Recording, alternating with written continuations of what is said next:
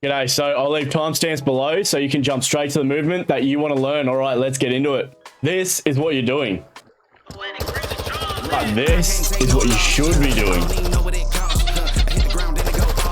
When it comes to dolphin dive out of water, I watched over 10 videos and none of them made sense to me. I couldn't work it. I couldn't get it to happen. But then I got a friend to show me how to do it and it suddenly clicked. So I'm going to show you how I figured out how to do it in more basic terms so that you too can be like Shotzi and dolphin dive out of water. So in order to perform the dolphin dive out of water, the first thing you need to do is go to your settings, go down to controller, go to advanced, scroll down till you get to movement behaviors, and in here, invert, slide, and dive behavior. You want to have this on inverted, and you want to change your plunging underwater to plunge freely. So once you have that changed over, essentially all you need to do is be underwater, fly up, and as you're cresting out of the water, just before, you want to be spamming your jump button. So it'll really help you out if you have paddles on the back of your controller. So if you've got any kind of scuff controller with paddles on the back, or if you've changed your controller settings to bumper jumper or bumper jumper tactical, so that you can pretty much spam the button here, or you can also do it playing claw. So you're basically coming over and you're spamming the jump button here. So what you want to do is you want to get into the water. So say this is the hard point here. So P2 is in contention. There on it, you've swam down low. You want to get up and you want to spam X about here,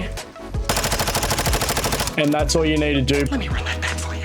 You dive down, you get as low as you can, then you start swimming up, and just before the wall you dive up, and that's it. So the thing that no one decided to explain to me, which made it so hard for me, is you don't want to come up right on the wall here. You actually want to aim for just off the wall. So you want to be about a meter back. So if you do this technique, you swim wide up and you're too close to the wall, when you do it, you're just going to mantle the wall there. You actually need to be further back so that gives you room to do that dolphin dive. So you come down,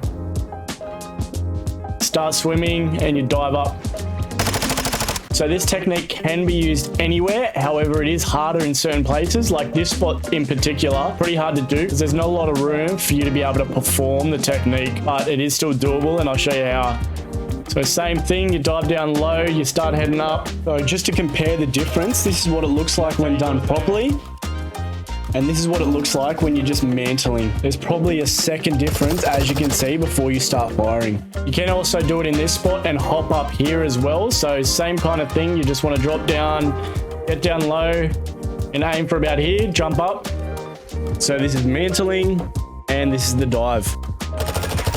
And you get straight up. You're pretty much aiming for, say, this area, right off this handle here. So you just dive down. And when you're coming up, you pretty much want to come up straight here. You always want to be facing up when you're doing it. You don't want to be facing at the thing or you'll mantle it. You need to be slightly above. So the dolphin bounce can be performed pretty much on any surface that you're able to dive on top of. So this, for example, you pretty much, what you need to do is you want to be sprinting towards something, dive at it, and as you hit that object, you want to press X and it will instantly bounce you up and have your weapon aiming and ready to fire. The benefit of this is when you do a dolphin dive or anything, there's a big period of you not being able to aim down sight and shoot, as you can't do it during the animation. So you can see that delay right here. There's a massive delay when you dolphin dive before you can actually shoot. But when you perform the dolphin hop, you can basically use that momentum, keep flying forward, and aim and shoot instantly off a dolphin dive. The dolphin hop can be performed on any surface whatsoever that you can dive on. You can do it on this surface here. You can do it over this. It can be done on any surface whatsoever that you can dive off. So dropshotting has been in COD for a very long time, and it's been nerfed throughout the years, but in this COD there is a way to actually make it so you can drop shot quicker than you would normally. Dropshotting is very useful for taking out players and can be used in multiple different ways. The basic one is just when you're running forward and you drop shot to kill someone. So you're basically running forward, you drop, and then you aim, shoot while you're doing this. But as you can see now, drop shotting now is very slow. A way to increase the speed at which you drop down is when you're sprinting and you see someone, you actually pull back and you go down a lot quicker. So as you're running forward, as soon as you see someone, start pulling back and pull down on your prone button straight away. So you're sprinting backwards prone, sprinting backwards prone, and you can throw an aim in there at the same time. So I'll show you the side-on perspective. As you can see, when doing it normally, you put your arm down and you get down gradually, whereas when you're pulling back like this, you pretty much just flop straight to the floor. A big thing you don't want to do when you're performing drop shots is stay down prone in front of an enemy, because it pretty much just exposes your head and they're just going to get headshots. So whenever I'm using a drop shot in the open, if you're going to use a drop shot out in the open without having cover, what you want to do is pretty much turn it into a burpee. So you hit the ground and then shoot up straight away, because it makes you a really hard target to hit. They've got to correct down and then back up, and it generally throws a lot of people off. Now this brings us into the next movement, which is snaking. So snaking is super useful to gain information and make yourself a really hard target to hit. So how to snake is basically what you're doing is you're doing the same thing we just did when it comes to drop shots. So you're pulling backwards and proning, and then before you hit the ground, as you can see, when you prone drop, your hand comes away from your gun. So when your hand comes away from your weapon, you want to sprint forward. So the movement is backwards prone drop, sprint forward, and you pop back up like that.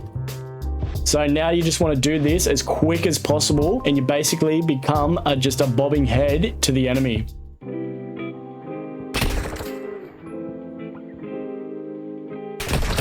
Snaking can be done on pretty much any surface. Like, you can obviously do it here, but it's not as useful as using something that's higher and can give you proper cover.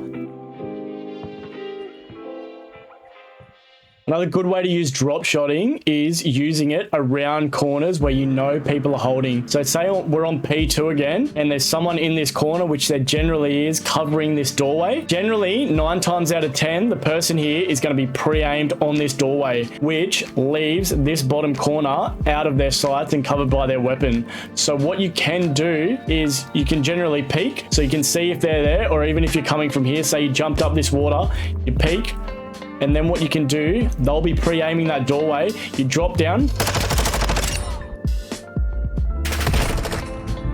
What you're doing is, as you're drop shotting, you're pulling over and strafing to the right so you can get in that doorway and pull yourself over. This can be done on any doorways, corners, or any kind of wall. All you need to do is have a doorway. You want to drop down and pre-aim that, because generally 9 times out of 10, if you're in a sweatier lobby, they're going to be pre-aimed on the chest area. So you popping out in the bottom of their screen, they're going to have to correct down and aim at you. But by the time they do that, you've already destroyed them. So the biggest thing with this technique is you don't want to pop out when you are still dropping. You only want to appear in view when you are completely prone, as shown in this second example.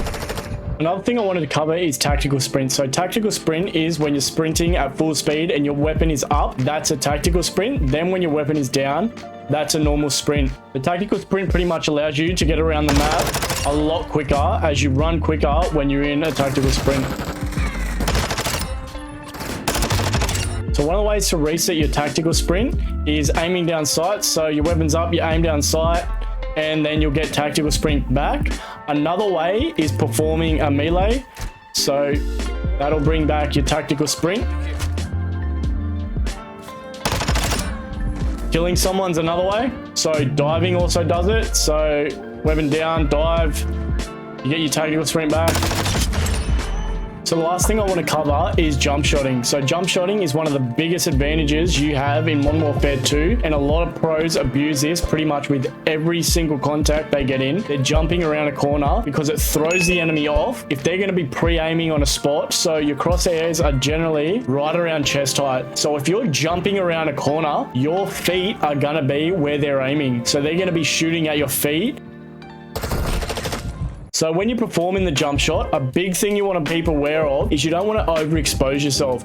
So let's pretend there's a person here and this blue barrel is someone as well. When you're performing the jump shot, you want to jump so that you can see this person and beam them, but you don't want to overexpose yourself and get hit by the 2 people.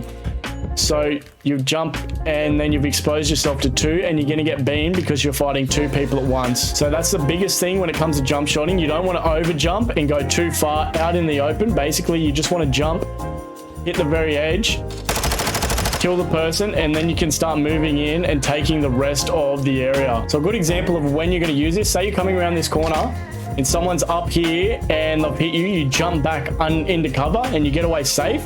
But what you can then do is jump peek the corner and beam that person, because you've got that momentum and speed and they're not going to predict it. All right, cheers for watching. I appreciate it. Make sure you check out my video on the top 5 best weapons in ranked to level up your ranked play. Once again, I appreciate you. Have a good one, and I'll see you in the next one.